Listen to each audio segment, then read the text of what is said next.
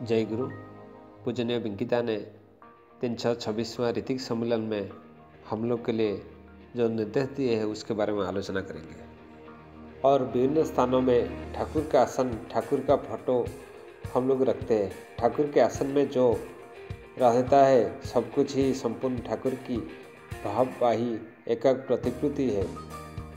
उसका भी एक अर्थ है, उद्देश्य है वहाँ पर।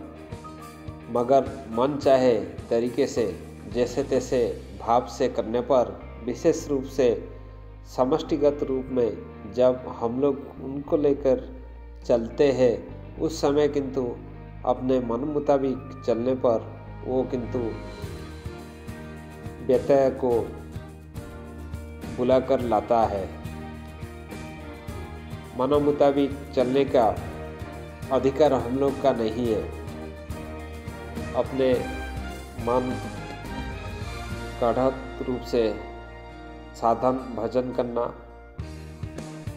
फिर उस कर्म में दूसरे को सम्मिलित करने का, उद्बुद्ध करने का कोई अधिकार हम लोग को नहीं है।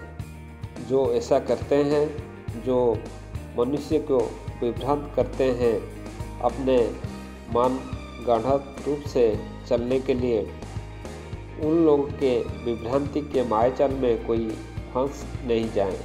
प्रत्येक कर्म के पीछे एक तात्पर्य रहता है, उस तात्पर्य के अनुसार ही चलना चाहिए, उस भाव के अनुसार ही चलना चाहिए।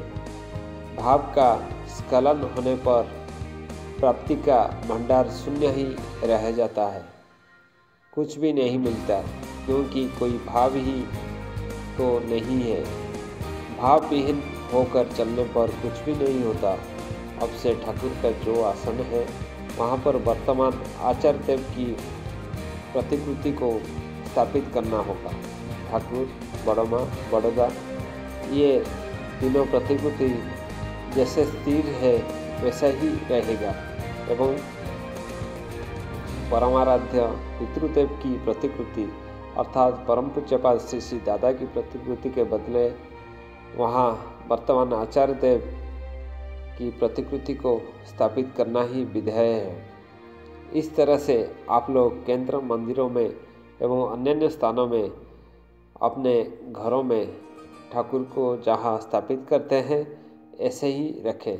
और परमाराध्य पितृदेव की प्रतिकृति यदि रखना चाहते हैं तो अलग से यथायोग्य स्थान का निर्वाचन करके सुंदर रूप से दीवार पर टांगकर मर्यादा सहित रख सकते हैं। उनको स्मरण कर सकते हैं, श्रद्धा प्रणाम ज्ञापन कर सकते हैं। परम ठाकुर की प्रतिकृति आसन है जहाँ, वहाँ ठाकुर, बड़मा, बड़दा एवं वर्तमान आचार्य देव इस तरह से ही रखें। पितृदेव की प्रतिकृति जो आचार्य देव के आसन पर था उसे दीवार पर सुंदर ढंग से मर्यादा सहित टांग कर रख सकते हैं।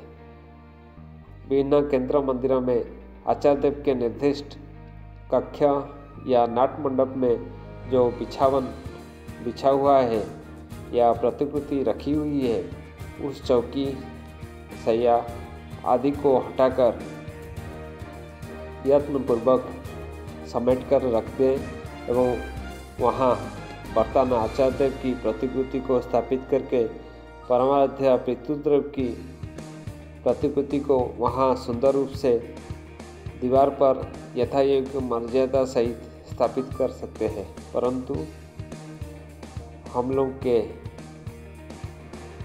उपासना स्थलों में, प्रार्थना के स्थलों में, पूजा के स्थान में श्री श्री ठाकुर, श्री श्री बड़मा, श्री श्री बड़ौदा एवं वर्तमान आचार्य देव इस तरह से ही सभी रखे एवं चले।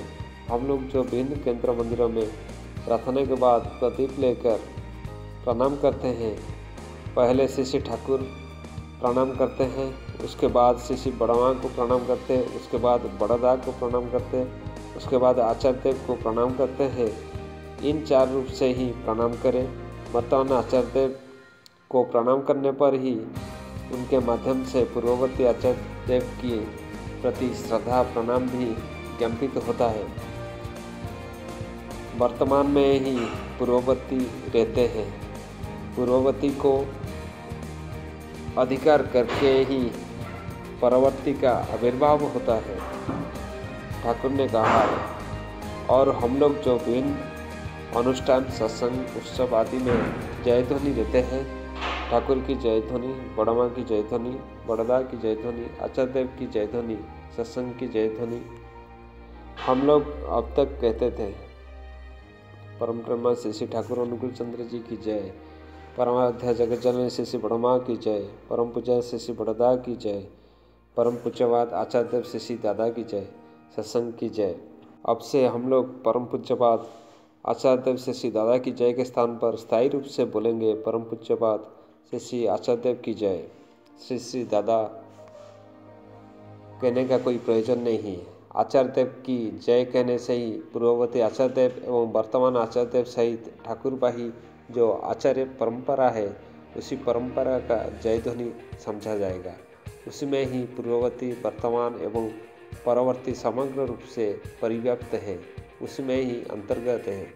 इसलिए अब से हम लोग स्थायी रूप से परम ब्रह्म श्री श्री ठाकुर अनुकूल चंद्र जी की जय, परमाराध्य जगत जननी श्री श्री बड़मा की जय, परम पूज्यपाद श्री श्री बड़दा की जय, परम पूज्यपाद श्री श्री आचार्य देव की जय, सत्संग की जय, इस तरह से कहने में अभ्यस्त होंगे।